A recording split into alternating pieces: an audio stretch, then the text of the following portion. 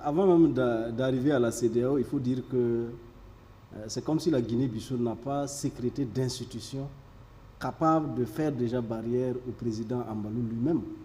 Parce qu'il faut distinguer le statut de chef de l'État, président de tous les Bissau-Guinéens, et le statut de candidat président.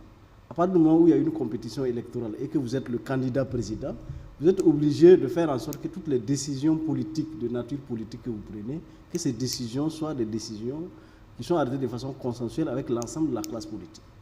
Voilà. Je constate déjà que même au plan interne de la Guinée-Bissau, le président Ambalo n'a pas fait le nécessaire. Parce qu'avant même que la CEDEAO n'arrive, on devrait pouvoir faire le ménage à l'interne déjà. Parce que vous avez les questions politiques, ce sont des questions qui sont réglées par la loi. Et quand vous êtes au pouvoir, vous voulez régler une question politique, vous êtes obligé de le faire de concert avec les autres parties prenantes. Sinon, ça ne marche pas. C'est la nature même de la politique comme ça.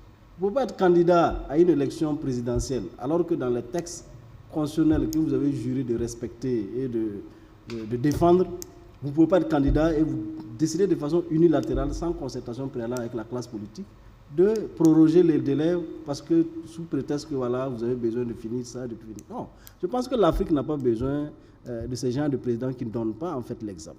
Si vous avez remarqué au Sénégal, on était plus ou moins dans cette tendance, mais les institutions sénégalaises étant fortes a permis en fait de limiter, de régler le problème au sein déjà du Sénégal, sans besoin d'une intervention extérieure. Alors qu'au niveau de la Guinée-Bissau, bon, c'est autre chose. En matière de relations internationales, on ne vous oblige pas à appartenir à une organisation communautaire comme la CEDEAO, comme l'UEMOA. Mais dès que vous êtes membre et que vous n'avez pas dénoncé l'accord et que vous n'êtes pas sorti donc de l'organisation communautaire, vous êtes tenu par les textes qui les régissent.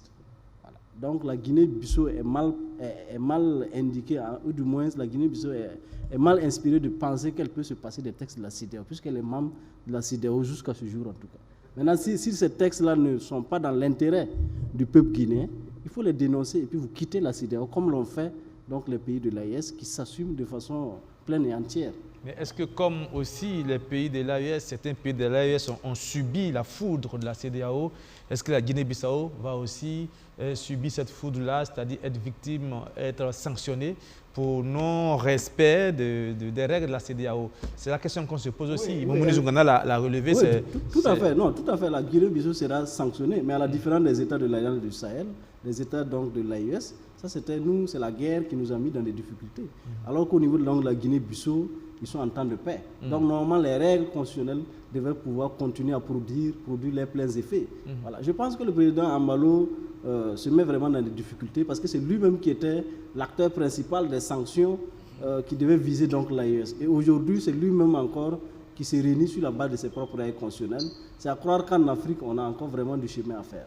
Il faut travailler à affiner nos institutions internes, les rendre forts et les permettre chaque fois que quelqu'un veut abuser de son pouvoir, que le pouvoir puisse arrêter le pouvoir.